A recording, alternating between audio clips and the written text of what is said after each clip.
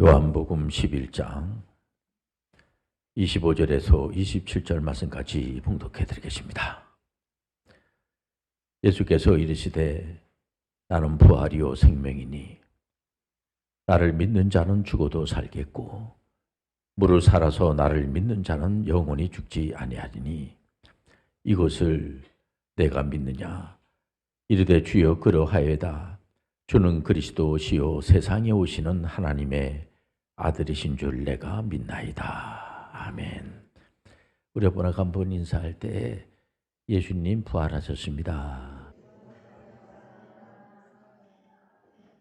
부활의 실제와 계속성, 오늘 설교의 제목이 되겠습니다.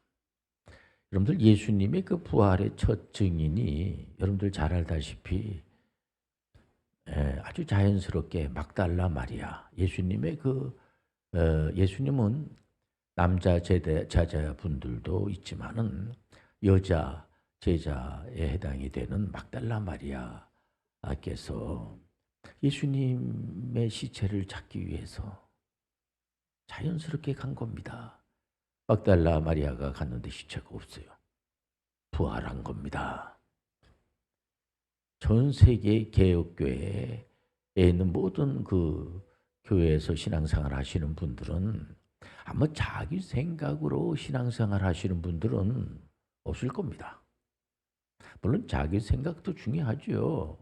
그러나 자기 생각으로 신앙생활 하는 사람들은 거의 실패한다고 볼 수가 있어요. 오직 하나님의 말씀을 따라 살게 되면 도대체 망할 수 없는 자들이 된다는 거예요. 자기 생각이 옳겠어요? 하나님의 말씀이 옳겠어요? 하나님의 말씀을 따라간다고 결심하는 그 자세가 우리 개혁교회에서 신앙생활하는 사람들의 자세가 아니겠습니까? 이 성경적 역사는 진실된 실제입니다. 거짓이 없기 때문에 많은 분들이 거기에서 감동을 받고 오직 예수 그리스도,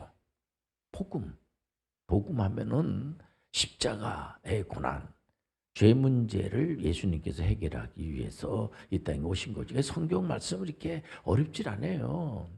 창세기부터 계시록까지 나오는 말씀의 핵심은 뭐냐면 예수 그리스도가 인류를 구원하는 거예요. 예수 그리스도께서 한 사람 한 사람의 죄 문제를 해결해 주시고, 그리고 복음의 핵심은 부활입니다. 부활. 예수님께서는 사망 권세를 물리치시고 부활하셨습니다.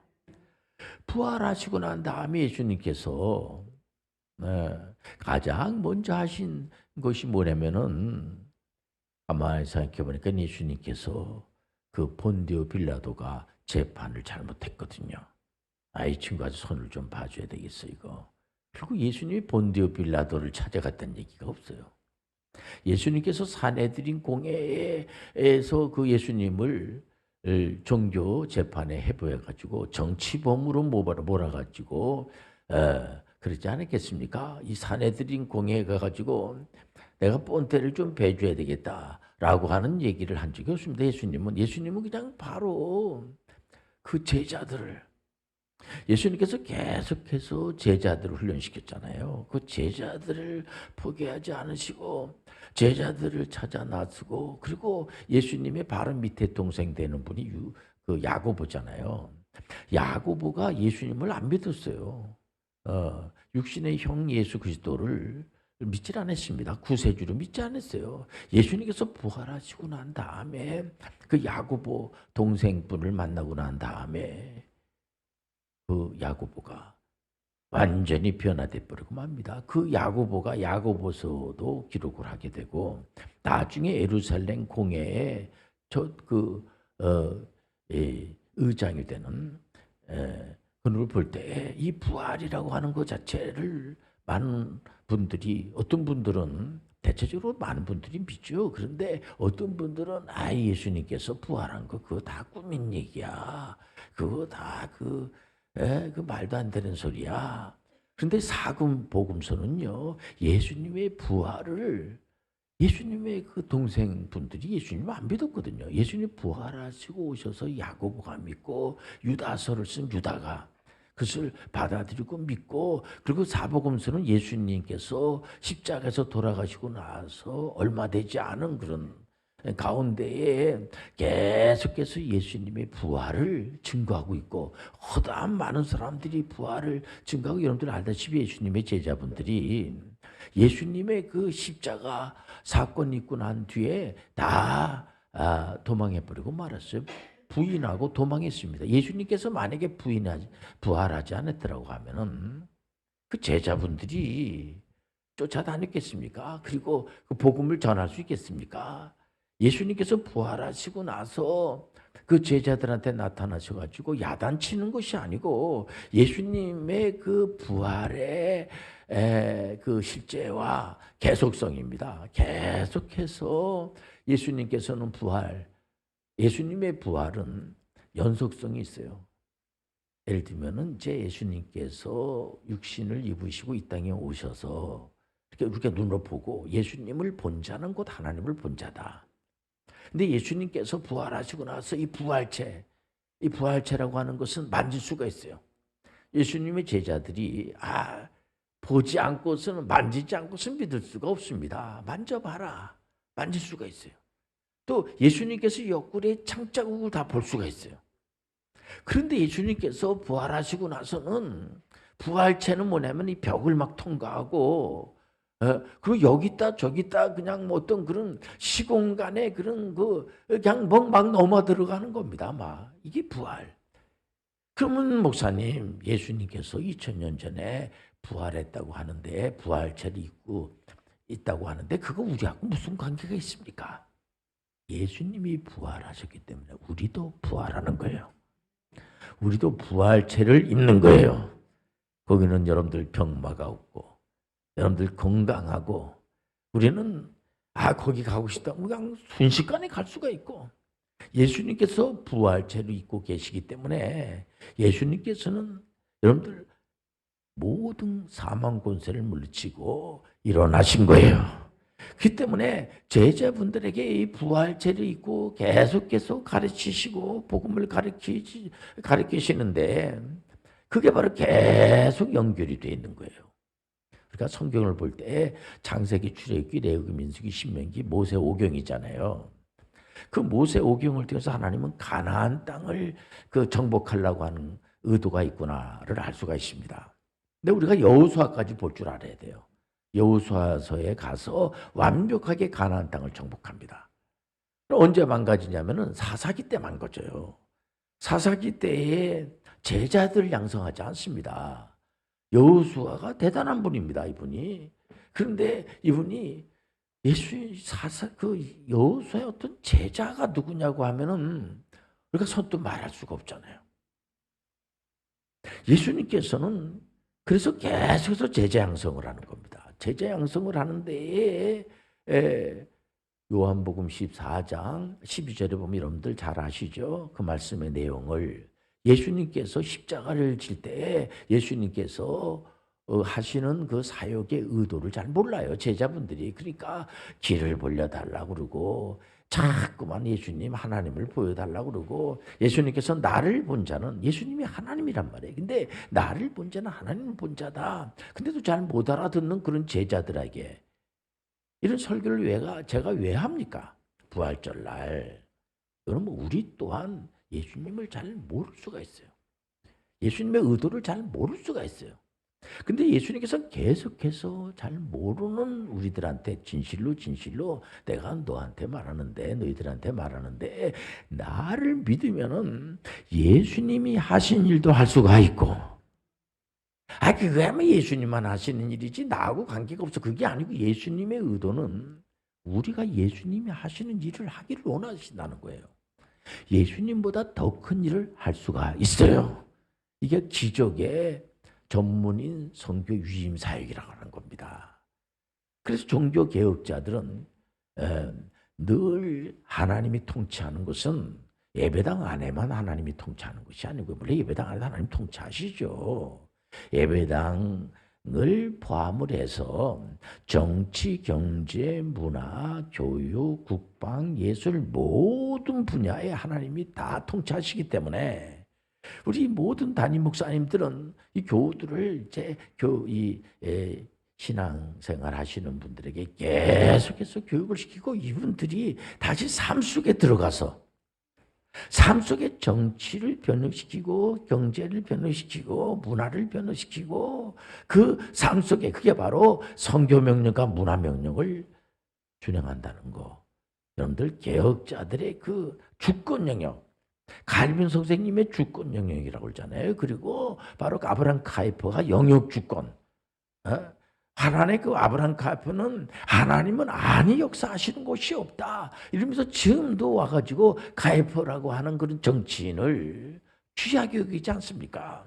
특히 덴마크의 그 그룬투비 같은 그런 분은 덴마크에서 그 아버지라고 하면은 그룬투비 목사님을 얘기하잖아요. 이분이 하나님이 함께 하시면은 그 덴마크라는 나라가 툭 하면은 주변 나라들로부터 참 어려움을 당하고 독일로부터 특히 어려움을 당하고 야 우리가 언제까지 맨날 남의 나라로부터 이렇게 위협에 두려움에 벌벌 떨고만 있을 거냐 말이야. 이러면 안 되겠다. 그래서 이분이 주장한 것이 하나님을 사랑하고 내가 태어나 이 나라도 하나님이 주셨는데 나라를 사랑하고 이웃을 사랑하고 하나님께서 우리한테 늘 알려주는 것이 하나님 사랑하고 이웃 사랑의 관계성 회복이라는 거예요. 얼마든지 이 부활절을 맞이하면서 예수님 부활했구나. 우리가 예수님 부활했으니까 우리가 예수님 기념회로 가야지. 얼마든지 기념을 해야죠. 예수님께 늘 영광을 드리고 해야죠. 그러나 문제는 예수님께서 하신 사역을 가만히 보면은 이 부활절날 나도 예수님이 첫 부활하셨으니 나는 믿음으로 부활을 하는 거예요. 우리는 여러분들 부활할 줄 믿습니다. 부활을 무시하면 안 돼. 부활은 예수님의 부활은 곧 우리의 부활이라는 거예요. 예수님의 그 사역은 곧 우리의 사역이라는 거예요. 이거를 그냥 우리는 그냥 예수님을 나의 구세주로 영접을 했으니까 믿음의 결국은 영혼의 구원받는 거다. 구원받았으니까 얼마나 감사하죠. 그보다 더 귀한 거 없어요. 믿음의 결국은 영혼이 구원받는 것보다 더 귀한 게 없죠. 그렇다고 그래가지고 난 이제 구원받았으니까 난 이제 죄가 다 해결이 됐고 그렇기 때문에 나는 이제 천국 갈 수가 있는 자격을 획득했으니까 이제 이거로 족하다. 그 심하게 얘기하면은요, 영지주의적인 그런 사고에 붙잡혀가지고 그 이단적 사고라고 할 수가 있어요. 그런 분들이 내가 예수 믿으면 즉각 죄가 싹 없어져가지고 이제 바로 천국을 간다. 천국 갈 수가 있습니까? 그게 뭐 예수 믿고 바로 그게 아니에요. 예수 믿고 난 다음에 우리가 이 땅에 살아가는 동안에 행복한 것만 있질 않죠. 힘들어요. 힘들어도 그걸 참고 견뎌야 되는 거예요. 우리 예수 그리스도의 제자답게 살아가야지 되는 겁니다. 전문인 선교 사역으로. 그래서 2004년도에 그 로잔 포럼이라고 하는 성경을 그대로 믿는 그런 선교 단체에서 전 세계에 있는 이제 개혁주의적 그 세계관을 가지고 있는 그런 목회 지도자, 학자 이런 분들이 모여가지고 21세기에는 그럼 도대체 어떻게 우리가 선교를 해야지 될 것인가? 우리가 신앙생활하면서 예수님을 믿었으니까 이제 나는 즉각 천국을 간다. 그러니까 이제 나는 됐어. 그리고 그냥 그거로만 계속 이제 기다리고 있는 그런 게 아니고 우리가 예수님을 믿었으니까 이제 예수님을 믿으면 그 믿는 것 자체가요 성령을 받아서 믿는 거야. 성령의 은혜로 믿어진다는 걸 아시길 바랍니다. 성령의 은혜로. 우리가 그 전문인 선교 사역을 하신 분들도 보면은 내 힘으로 내 노력으로, 물론 노력하지 말라는 게 아니죠. 일반은 정도 무시하면 안 돼요. 예수님께서 학교를 세우게 하는 기본을 만들어 주시고, 그리고 교회를 그 귀하게 여기고, 그 다음에 병원, 그리고 각종 직장이나 이런 모든 것들을, 직업 이런 것들을 하나님이 주신다고 하는 것을 주장한 분이 종교개혁에 앞장섰던 칼빈 선생님 아니겠습니까? 그래서 많은 하나님을 믿지 않는 분들까지도 감동을 받으면서 그게 바로 소위 직업의 소명설이라는 거예요. 직업 또 하나님이 주신 거예요. 그렇기 때문에 우리가 여기서 잘 배운 것을 가지고 나는 잘 배웠는데 뭐 우리끼리만 그냥 이렇게 이렇게 친하게 지내다가 끝나면 됐지. 그러면 안 돼요. 세상 속에 세상 속에 들어가서 비즈니스 에이지 미셔너리들이 되자. 지금 이 어떤 나라는 일반 선교사님들이 비자가 나오질 않아요. 근데 직업을 가지면은 비자가 나오고, 현대 선교의 아버지 하면은 여러분들 잘 아는 윌리엄 캐리라고 그래. 인도에 가가지고 복음을 전하는 그 윌리엄 캐리를 왜 지금에 와가지고도 그 인도 분들이 존경합니까? 이분이 학교를 세우고 문화명령을 진행하기 위해서 기술도 가르쳐 주면서 많은 인도 사람들을 이 의식을 많이 변화시켰어요. 그리고 가장 중요한 예수 그리스도를 소개하고 가장 중요한 성경 66권을 소개하고, 이게 굉장히 중요한 겁니다. 우리는 성경 66권을 믿는 거예요. 우리는 성경에 다른 거를 더하든지 그 말씀을 거기다 더 보태든지 빼든지 이러면 안 된다는 거예요. 그러면 저주받는다 그래요. 우리가 이 부활절 날 생각할 것이 다른 것이 아니라 예수님 부활하신 것은 확실하고, 어떤 분들은 아이고 목사님 그 자꾸만 이렇게 예수님 부활했다고 하는데 그런 얘기 하지 마시고, 뭐 예수님이 좋은 일 많이 하신 거 우리가 알죠. 4대 성인에 들어가고 하니까 그런 말씀만 주로 많이 하시고, 참 못 알아듣는 거 뭐 부활했다는 둥 뭐 또 예수님께서 승천하셔서 성령을 보내주시고 이제 언젠가 또 제 이름으로 오신다 뭐 이런 얘기 머리 아픕니다. 그런데 머리 아플 거 없어요. 성령 받으면 하나님 말씀을 읽으면 다 알 수가 있어요. 그래서 그걸 안 하면 자꾸만 이 종말주의자들이 나오게 되고 이상한 시한부 종말론자들이 나오고 이렇게 되는 겁니다. 우리가 신앙인들은 항상 하나님의 말씀을 따라가는 여러분들 되시길 바랍니다. 그래서 부활의 첫 열매가 됐기 때문에 예수님이 부활의 첫 열매가 된 거하고 나하고 무슨 관계가 있어? 계속 이제 데프레시 말씀을 전하는 건 뭐냐면 그거 예수님이 이제 구세주죠. 이분은 메시아죠. 근데 우리한테 그런 모든 것들을 위임을 하신 겁니다. 왜? 우리가 내 생각으로 인생을 살아가지 않고 하나님의 말씀을 따라서 살고 내 주장하는 그런 자세가 아니면 목자장 되신 예수 그리스도가 나타나실 때 영원히 시들지 않은 면류관을 줄 것이다. 그래서 살아있다고 하는 것은 상을 준다는 거예요. 상을요.